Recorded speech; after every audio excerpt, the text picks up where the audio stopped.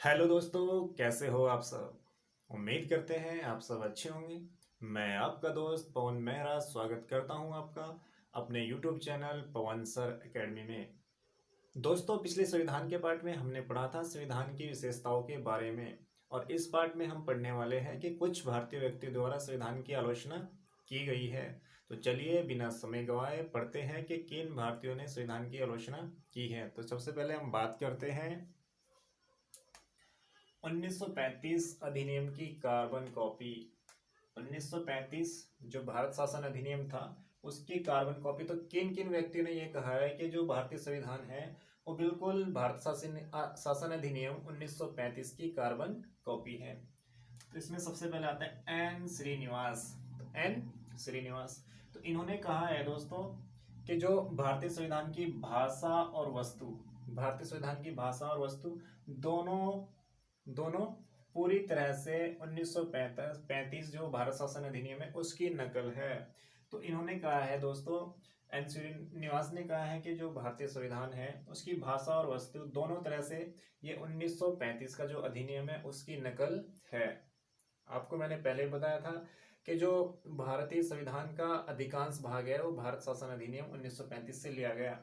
तो एन श्रीनिवास ने ये कहा कि इनकी संविधान की भाषा और वस्तु दोनों पूरी तरह से 1935 अधिनियम की नकल है। बात करते हैं दोस्तों पी आर देशमुख। तो पी आर देशमुख ने क्या कहा है? तो पी आर देशमुख ने कहा कि भारतीय जो संविधान है वो भारत शासन अधिनियम 1935 ही है, बस इसमें क्या किया गया है, बस उसमें मताधिकार जुड़ गया है। तो इन्होंने कहा है बिल्कुल ये भारत शासन अधिनियम 1935 है, बस इसमें इतना हुआ है कि इसमें मताधिकार जुड़ गया है।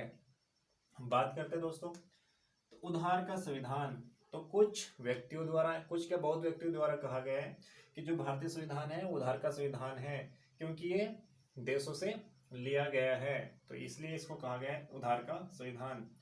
तो इसको हौच पौच कॉन्स्टिट्यूशन भी कहा है।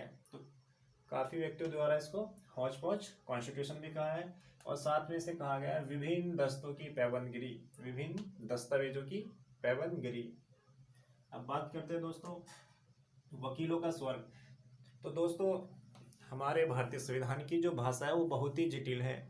और जो हमारा संविधान है तो कहीं ना कहीं इसकी जो प्रक्रिया इतनी जटिल है तो शायद इसलिए इसको वकीलों का स्वर्ग कहा गया है। तो चलिए बात करते हैं दोस्तों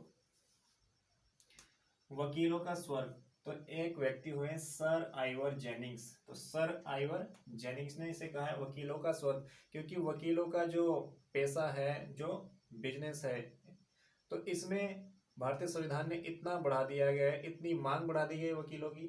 तो वकीलों की जो मांग है इतनी बढ़ गई है इसके कारण, इसकी जटिल प्रक्रिया होने के कारण, तो इसलिए इसे वकीलों का स्वर्ग कहा है सर आइवर जेनिंग्स ने। उसका बात करते हैं गैर भारतीय अथवा भारतीयता विरोधी। तो कुछ व्यक्तियों ने कहा है कि भारतीय संविधान भारतीयता का विरोधी है।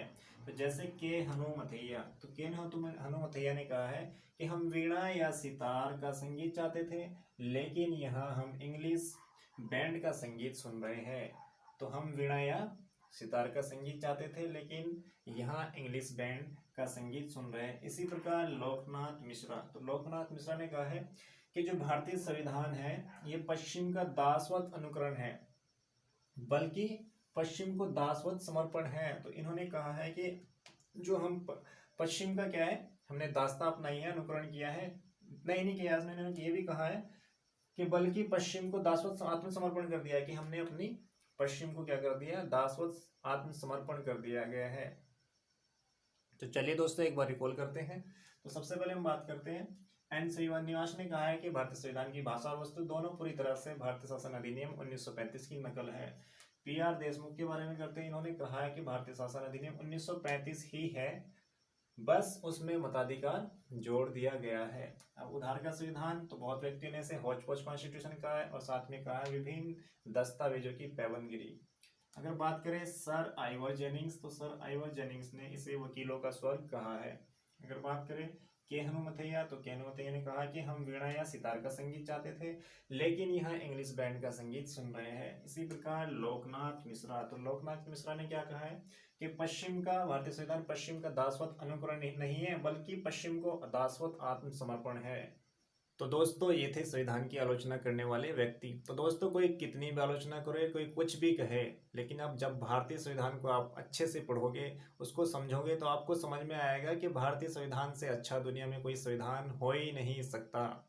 क्योंकि इसमें हर जाति, हर मजहब, हर वर्ग का ख्याल रखा गया है और ये इतना लचीला रखा गया है कि इसमें सभी समाहित हो जाता है। सभी धर्मों को सम्मान दिया गया है, सभी जातियों को सम्मान दिया गया है, हर एक चीज़ का ख्याल रखा गया है। तो यदि दोस्तों आपको वीडियो अच्छी लगी हो तो शेयर करें और साथ में कमेंट करें और सब्सक्राइब भी करें और बेल आइकन को दोस्तों ज़रूर दबा लें ताकि आपको हमारे डेली अपडेट से रिलेटेड नोटिफिकेशन मिलते रहे।